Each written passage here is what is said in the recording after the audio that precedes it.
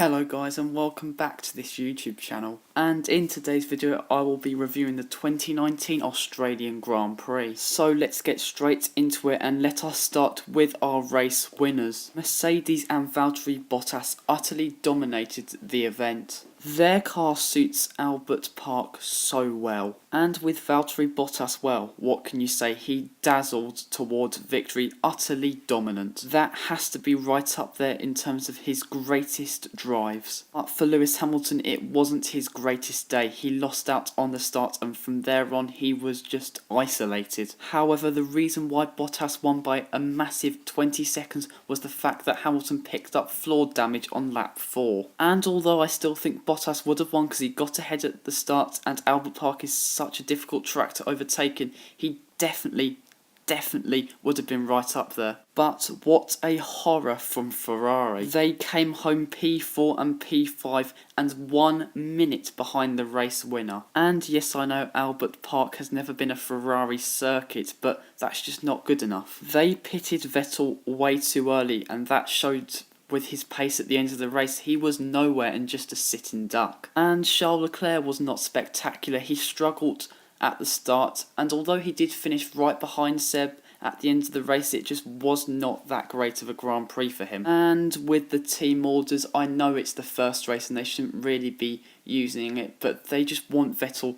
They're going to favour Vettel this year, so they just want to take every opportunity to give Vettel the priority. But what a start to the Red Bull-Honda partnership. Max Verstappen got his first podium around the Albert Park circuit. The Dutchman showed strong pace and in the end he was only just behind Lewis Hamilton, and I don't believe he would have overtaken Hamilton, but you know, it was interesting. But for Pierre Gasly, that was an inadequate race for, you know, what we think he can achieve. Yes, the team basically screwed up his weekend, but I expected him to be in the points, but then again, let us see how we can settle in the team. We need to give him a bit of time. Throughout the weekend, Haas had the 4th quickest car, and that shows with K-Mag claiming P6. But for Romain Grosjean, he got a poor start, and from there on in, it just never went his way.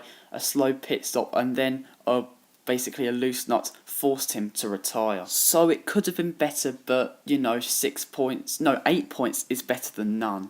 Renault endured a mixed day. Daniel Ricciardo had to retire after suffering damage on lap 1, and from there on in, it just, you know, there was no point in him being in the race. He was totally irrelevant. And on Nico Hülkenberg's side, he claimed P7. Just a very Nico Hülkenberg drive, but you know, he did really well. The Renault car was not that quick, and to get that deep into the points, he should be really happy. Mind you, that was a spectacular incident, Ricciardo's front wing falling off, and to be honest, there should be no penalty applied. The Racing Point car squeezed Ricciardo, but not enough really for Ricciardo to go onto the grass, so it's just a racing first lap incident. Alfa Romeo scored 4 points on their effective return to F1. Kimi Räikkönen showed solid pace throughout the entire weekend, and you know, he did deliver a solid performance, but Antonio Giovinazzi really struggled. Alfa Romeo left him out for too long, and to be honest, that's where most of the action occurred during the Grand Prix. On older tyres, the Italian basically was holding up 4 or 5 drivers, and that really did mix up the around 10th positions really, and you know, Giovinazzi will improve, but not the greatest start to his Alfa Romeo career.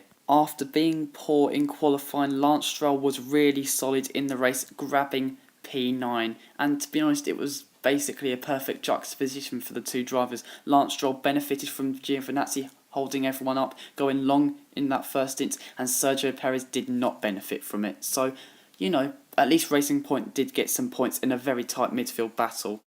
The same could be said for Toro Rosso. Kvyat benefited, Albon didn't, and Kvyat did a really good job holding off Pierre Gasly for that final point, and Kvyat will be really happy on his F1 return. Carlos Sainz retired after suffering an MG UK issue, and Lando Norris didn't get the points that he really could have got due to being stuck behind Antonio Giovinazzi and never really finding that overtake around the fiendishly difficult place to overtake at Albert Park. But when Norris committed to that overtake, it was a rather sweet overtake, you know, very ballsy. Not the greatest overtake, but for Daviton, that's a very good overtake. And then you have Williams. George Russell was lapped 2 times, Kubica 3. I mean, they are turning into the HRT and the Caterhams of 2019. Kubica was lapped 3 times, mainly due to because he had to pit at the end of lap 1 after collecting some debris. But my goodness, how can Williams be worse than they were last season? Just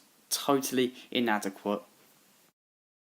My driver of the day has to go to Valtteri Bottas, totally dominant and really proving his critics wrong. This doesn't silence the critics from 2018, he wasn't good enough last season, but what a great way to kickstart 2019. The race overall, I'm going to give a 5.5. Obviously, has Verstappen overtaking Vettel and putting some pressure on Hamilton, it seems. So that was actually rather interesting. And of course, you have Giovinazzi really mixing up the midfield battle. So 5.5, I think, is the right call.